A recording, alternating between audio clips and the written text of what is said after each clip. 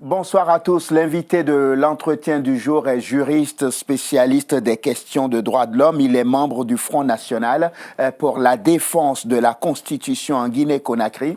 Avec lui, ce soir, nous évoquons ce que l'opposition guinéenne appelle des velléités d'un troisième mandat de l'actuel président de la République. La question, la voici. Le président Alpha Condé a-t-il vraiment l'intention de changer, de modifier la Constitution pour se maintenir au pouvoir? C'est l'une des questions que nous nous posons ce soir dans l'entretien du jour. Bienvenue. Notre invité s'appelle Mohamed Sanoussi Fadiga. Bonsoir. Bonsoir. Merci d'avoir accepté notre invitation. Peut-être devrions-nous d'abord présenter ce fameux Front national de défense de la Constitution à nos téléspectateurs. Et vous savez, le Front national pour la défense de la République, ou le mouvement pour la défense de la Constitution, est un mouvement qui regroupe des acteurs de la société civile, des acteurs crédibles de la société civile et des formations politiques qui se sont fixés comme objectif de défendre la Constitution du 7 mai 2010, de s'opposer à toute forme de modification de la Constitution allant dans le sens d'un troisième mandat ou la mise en place d'une quatrième république. D'ailleurs, c'est dans cette logique-là que nous avons décidé d'organiser ici en France, le 21 avril de ce mois, une manifestation pour dire au professeur Alpha Condé que la Constitution n'est pas une obligation morale où on est libre de respecter et de ne pas respecter, que la Constitution n'est pas un programme politique que l'on peut changer à tout moment comme une chemise. Pourquoi vous-même, vous avez décidé d'adhérer à ce mouvement ? Parce que j'estime qu'aujourd'hui, c'est le mouvement le plus crédible. C'est le mouvement, comme je l'ai dit tout à l'heure, qui est composé des acteurs politiques, qui se bat pour défendre l'intérêt général, qui se bat pour défendre la République pour la nation et non pas la République pour un individu. Quand on regarde la composition de ce front qui dit vouloir défendre la Constitution, on a l'impression que dans ce front, il y a des gens qui, avant, nous ont montré des visages d'inimitié entre eux et qui, aujourd'hui, tout d'un coup, se trouvent des amitiés ou même des points de convergence. Ça nous trouble un peu, vous comprenez ça? Oui, la question que vous me posez, elle est importante. Vous n'êtes pas la seule personne à se poser cette question. Vous savez, quand on est citoyen, on a un certain nombre de droits, parmi lesquels la jouissance de nos droits civils et politiques. Ceux qui sont aujourd'hui dans ce Front national pour la défense de la Constitution, c'est composé des acteurs politiques qui, d'une manière ou d'une autre, étaient en accointance avec le pouvoir en place. Mais aujourd'hui, l'heure est grave. Et la chose qui est attaquée, c'est le fondement juridique de la société, c'est le fondement juridique de la République, en l'occurrence la Constitution, d'où la nécessité à ce que tout le monde se mette ensemble pour faire en sorte que ce fondement juridique soit respecté, pour faire en sorte que l'alternance démocratique est liée. On est troublé tellement qu'on se dit que c'est peut-être beaucoup plus une lutte de pouvoir. Vous disiez tout à l'heure que parmi les gens qu'il y a dans ce front, il y avait des gens qui avaient travaillé avec le président Alpha Condé et qui aujourd'hui, peut-être qu'ils sont déçus et qui veulent juste se venger, en fait. Bon, ça n'engage que eux. Au fait, le combat que le Front national pour la défense de la Constitution mène, vous savez, le fondement juridique de notre société, c'est la Constitution du 7 mai 2010 que nous sommes en train de défendre.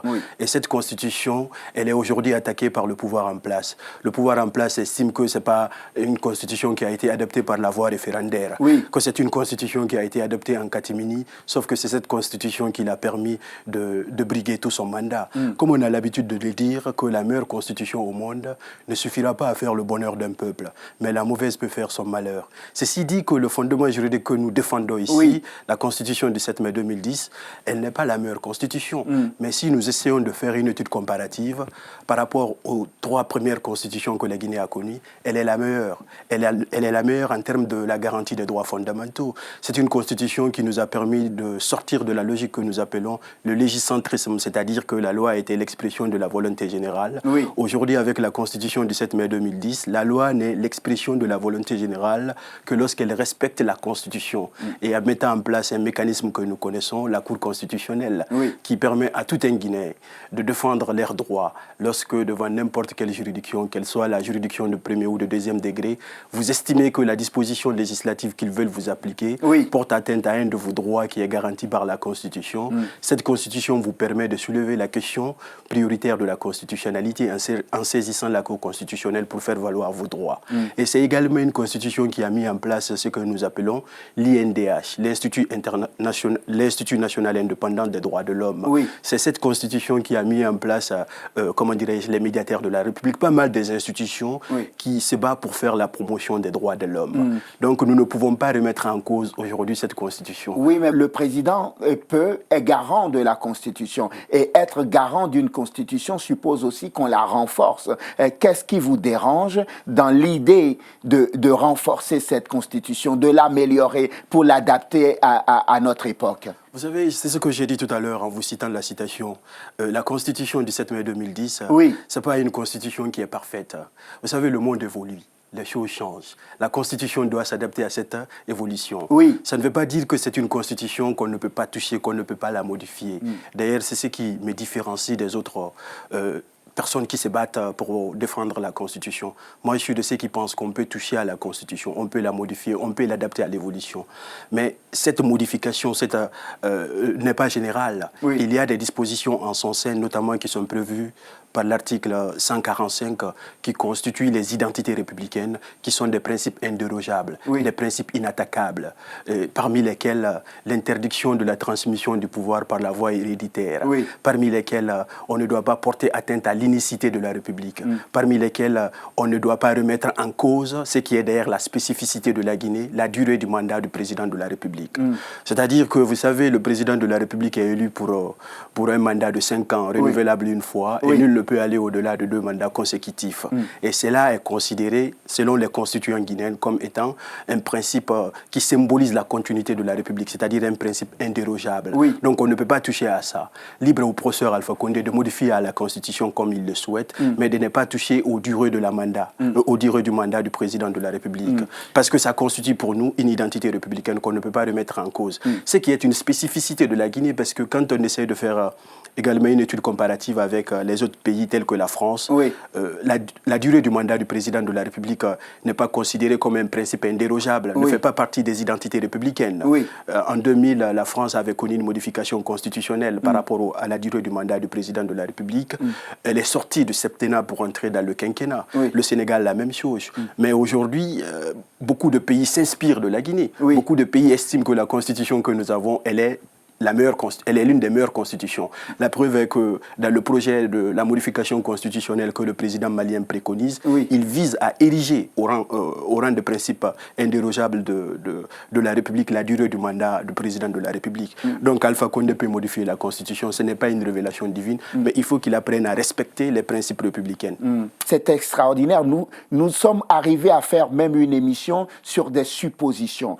Ni vous, ni moi, nous n'avons encore entendu le président Alpha Condé dire un seul jour de sa vie « Je veux modifier la Constitution pour rester au pouvoir ». Est-ce qu'on peut au moins témoigner de cela? Non, ce n'est plus une supposition. Vous savez, le drame de l'Afrique, on est toujours dans la réaction, on n'est jamais dans la prévention. À partir du moment où certaines personnalités telles que le président du groupe parlementaire de la majorité à l'Assemblée nationale, à partir du moment où certains ministres, certains dignitaires du régime de Alpha Condé tiennent des propos visant à faire la promotion d'une nouvelle république, disant publiquement que nous souhaitons doter le pays d'une nouvelle constitution. À partir du moment où vos confrères, même les presses internationales, à chaque fois qu'ils rencontrent le président Alpha Condé et qu'ils lui posent cette question, il dit systématiquement que je donne la latitude au peuple de se prononcer. Alors que la constitution, c'est une expression suprême de la volonté du peuple. Donc il crée toujours des flous. Donc ça, tout le monde est unanime qu'il est aujourd'hui prêt à modifier la Constitution. Les manifestations ont commencé à Conakry. Les mouvements de soutien ou des gens qui font la promotion du 3e mandat sont partout.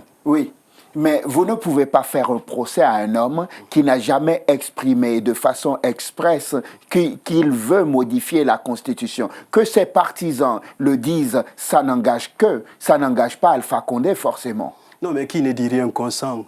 Et les gens qui citent publiquement, qui souhaitent publiquement la modification de la Constitution, de doter le pays d'une nouvelle Constitution, ce sont des gens proches d'Alpha Condé. Alpha Condé est le garant de la Constitution. À partir du moment où les discours qui consistent à remettre en cause la légitimité de cette Constitution deviennent systématiquement employés par des gens qui lui sont proches, il est de son devoir en tant que garant politique de la Constitution de s'indigner, de se prononcer. Les autres l'ont fait. Peut-être l'a-t-il fait entre eux. Peut-être a-t-il recadré ses propres membres. C'est un procès en sorcellerie, non? Loin de là, il y a un contrat qui lie les citoyens guinéens avec le président Alpha Condé.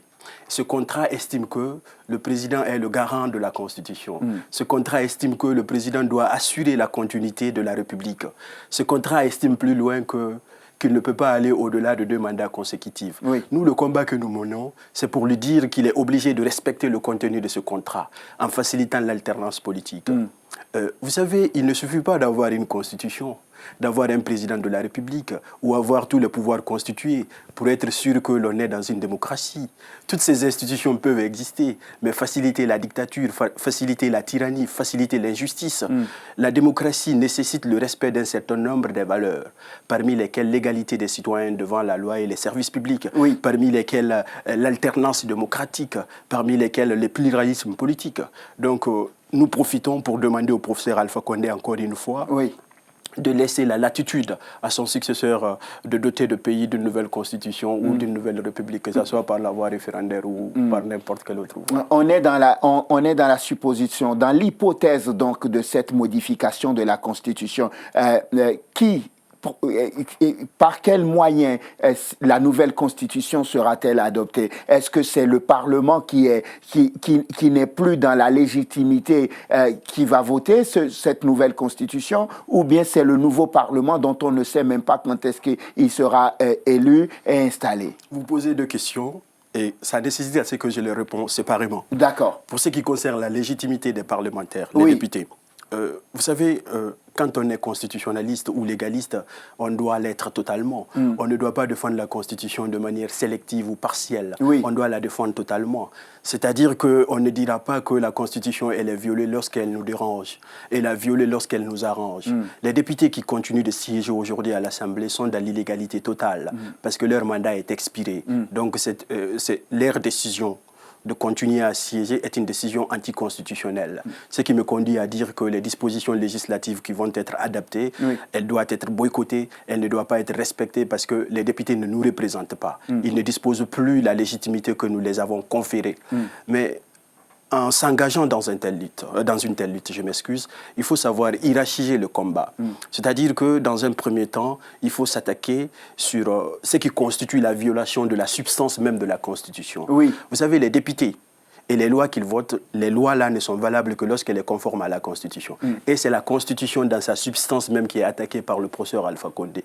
Ce qui me conduit à dire que nous sommes tout à fait d'accord que les députés ont violé la Constitution en acceptant de siéger malgré l'expiration de leur mandat, mais nous hiérarchisons la lutte que nous menons. Nous nous attaquons d'abord le criminel et ensuite on va s'occuper des complices. À vous entendre parler, on a l'impression que nous y sommes. Si c'est ça, révélez-moi le contenu du projet ou de la proposition de modification de loi. Bon, ça me conduit à me prononcer sur la portée ou le sens de la nouvelle Constitution. Vous savez, pendant tout ce temps-là, mon engagement était partiel, ce n'était pas total. Mais c'est quand j'ai reçu à lire la première mouture de la nouvelle Constitution que je me suis dit qu'il faut que nous... Vous avez vu la mouture? Oui, il y a des presses, il y a des sites crédibles qui ont publié la mouture de la nouvelle Constitution. Pourquoi ça circule sous les manteaux? Non, mais parce que... Si c'est quelque chose de vrai, pourquoi ce n'est pas sur la place publique? Mais c'est méthodique. Le moment viendra où certainement ils le mettront à la portée de tout le monde.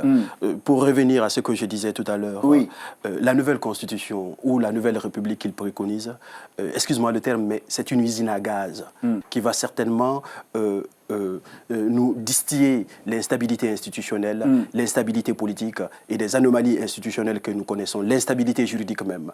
Parce que vous savez, c'est une constitution, c'est une république qui préconise la suppression de la Cour constitutionnelle, qui est une institution, la seule institution qui garantit juridiquement les droits fondamentaux. On préconise de supprimer cette institution au sein de la nouvelle Constitution ou de la nouvelle République. Il préconise également la suppression de l'INDH. Et ensuite, c'est une Constitution qui préconise la mise en place d'une nouvelle institution qui s'appelle le Sénat, ce qui n'est pas utile dans un État unitaire. Les pays qui l'ont connu, tels que la France, qualifient cette institution d'une anomalie institutionnelle. Je ne sais pas quelle sera la structure sociale que le Sénat va représenter, peut-être les quartiers ou les secteurs.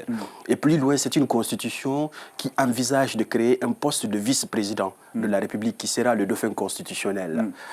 Donc, ce qui est aussi une expropriation du peuple de son pouvoir, parce que dans la Constitution du 7 mai 2010, le dauphin constitutionnel, c'est le président de l'Assemblée nationale. Vous savez pourquoi? Parce qu'on suppose que le président de l'Assemblée nationale, ou les députés en quelque sorte, bénéficient la même légitimité démocratique que le président de la République. Ils sont tous élus au suffrage universel direct. Ils représentent tous, d'une manière ou d'une autre, le peuple. Donc, exproprier cette institution de son pouvoir pour le doter à un individu qui n'est pas élu, mais plutôt désigné par le président de la République, ça nous ramène à dire que nous ne sommes plus dans la logique qui consiste à mettre fin à la monarchie présidentielle au profit d'un régime parlementaire. Dans le cas d'un vice-président, le vice-président, c'est un ticket. Cela se passe aux États-Unis, par exemple. Vous n'allez pas remettre en cause la légitimité d'un président, d'un duo qui aura été élu. Au Kenya, c'est aussi la même chose. En Côte d'Ivoire, aujourd'hui, c'est la même chose. Non, mais il faut faire la part des choses. La Guinée est un pays francophone qui fonctionne sur la base d'un mécanisme juridique que nous appelons le modèle kelsénien, qui est différent du modèle américain qui est judicial review ou les pays anglo-saxons, où ce système existe. Il est rare que vous me citez un pays africain à part la Côte d'Ivoire, même ça c'est récent, qui est doté de ce mécanisme. La plupart des pays qui fonctionnent sur la base du kelsénien, sur la base de la théorie d'Hans Kelsen, ce sont des pays où ce modèle n'existe pas, où le président de la République n'est pas accompagné par un vice-président. Par contre, on peut le voir dans les pays anglophones. Mais aujourd'hui, nous nous battons. Mon souhait était qu'ils puissent nous doter d'une nouvelle constitution dans laquelle on sortira totalement de la logique d'un mandat présidentiel au profit d'un mandat parlementaire. Une constitution dans laquelle on rendra le mandat impératif. Parce que vous savez, actuellement, le mandat que nous avons, c'est un mandat représentatif. C'est-à-dire que les hommes politiques ne sont pas juridiquement obligés. Leur responsabilité juridique n'est pas engagée, ce qui leur permet de dire n'importe quoi, de tenir n'importe quelle promesse. Il ne peut pas être traduit devant une juridiction. Mais avec le mandat impératif, ça donnera la possibilité au peuple non seulement de poursuivre leur leader politique lorsqu'il constate qu'il n'est pas capable de réaliser les promesses qu'il a tenues, mais aussi de demander sa destitution en plein exercice de sa fonction. Vous savez qu'un mandat impératif est source aussi d'instabilité dans un pays, surtout dans nos pays où la démocratie n'est pas aussi forte, les institutions ne sont pas aussi fortes que cela. Peut-être libre à vous d'estimer comme ça, mais moi je pense le contraire plutôt. Le mandat impératif n'est pas une source d'anomalie institutionnelle ou d'instabilité institutionnelle, mais plutôt un facteur permettant à la politique de retrouver sa dignité. Vous savez, en Afrique, précisément en Guinée, n'importe quelle personne peut se permettre de se lancer dans la politique, de faire la politique, même si cette personne ne dispose aucune légitimité intellectuelle, aucune légitimité historique. Il se permet de faire la politique. La politique est devenue la chose la plus banale, parce qu'ils savent que les promesses qu'ils vont tenir, ils ne seront pas obligés juridiquement de les réaliser. Ils peuvent vous promettre. Une fois aux affaires, ils jettent les promesses dans les poubelles, et en disant que la sanction elle est politique. Ils seront obligés de toute façon de se patienter peut-être jusqu'à l'expiration de mandat. Et nous voulons mettre fin à ça en disant que si vous promettez et que vous n'êtes pas en mesure de réaliser vos promesses, que la possibilité soit donnée au peuple de pouvoir engager votre responsabilité, voire même demander votre destitution. Très bien. On arrive pratiquement au terme de cet entretien. On va résumer nos pensées pour que les gens qui nous suivent comprennent quelle est votre position, vous, par rapport. Je rappelle juste une chose, par honnêteté intellectuelle, qu'à ce jour, jour où vous et moi nous parlons sur ce plateau, le président Alpha Condé, le président de votre pays, dont le mandat arrive à terme bientôt, n'a jamais dit expressément qu'il avait envie de se maintenir au pouvoir. Mais que dans votre pays, depuis quelques jours, quelques semaines, on a vu fleurir un certain nombre de mouvements politiques associatifs qui luttent contre les velléités, ce que vous appelez les velléités d'une révision constitutionnelle et de l'institution peut-être même d'une 4e République qui permettrait au président Alpha Condé de se maintenir au pouvoir. Ce soir, vous m'avez dit sur ce plateau que vous n'étiez pas contre la révision de la Constitution en tant que telle, mais vous êtes contre toute révision qui toucherait véritablement, par exemple, la durée du mandat. Oui. C'est ça? Oui, effectivement, c'est ça. Au fait, encore une fois, nous devons être dans la prévention et non pas dans la réaction ou dans l'action. Donc, c'est vrai que le professeur Alpha Condé n'a pas publiquement dit ce qu'il souhaite faire, mais il pose des actes qui nous conduisent à penser et à croire avec certitude qu'il a la volonté de modifier la Constitution, il a la volonté de s'éterniser au pouvoir. Et cette volonté rencontrera la volonté du peuple de lui permettre de le faire ou la volonté du peuple de l'empêcher? Question, qui peut empêcher le président Alpha Condé de proposer une révision de la Constitution à son pays? C'est le peuple, parce que le pouvoir qu'il a, il tire la légitimité de son pouvoir par la volonté du peuple. Il verra le peuple devant lui et qui va s'opposer contre la modification de la Constitution. Je sais qu'il utilisera les moyens peut-être illégaux qu'il faut pour pouvoir les réprimer. Oui. D'où d'ailleurs l'opportunité pour moi de profiter pour interpeller la communauté internationale, oui, d'interpeller la France, l'Union africaine et toutes les institutions qui font la promotion et la protection des droits de l'homme et des valeurs républicaines, de s'intéresser sur le cas de la Guinée avant que trop tard n'arrive. Je profite également de cette opportunité pour lancer un appel à l'égard de mes compatriotes de se mobiliser tous derrière le FNDC, c'est-à-dire le Front national pour la défense de la Constitution, pour défendre la République pour la nation et non pas pour un individu ou pour une ethnie. Et de comprendre que le combat que nous sommes en train de mener, oui, est un combat juste et justifié, un combat noble, dans la mesure où, vous savez, l'article 2 de la Déclaration universelle des droits de l'homme et des citoyens de 1948 estime parle du droit à la résistance, en estimant que tout individu a le droit de se révolter contre la tyrannie, contre l'arbitraire, pour faire valoir ses droits. Autrement dit, lorsque ceux qui détiennent la puissance publique, les gouvernants, violent les droits des gouvernés, l'insurrection est pour ce peuple le devoir le plus sacré et les droits les plus fondamentaux. Le 21 avril prochain, vous organisez ici à Paris une marche pour attirer l'attention de la communauté internationale sur ce qui pourrait se passer dans votre pays, c'est ça? Oui. Cette marche, elle se passe où?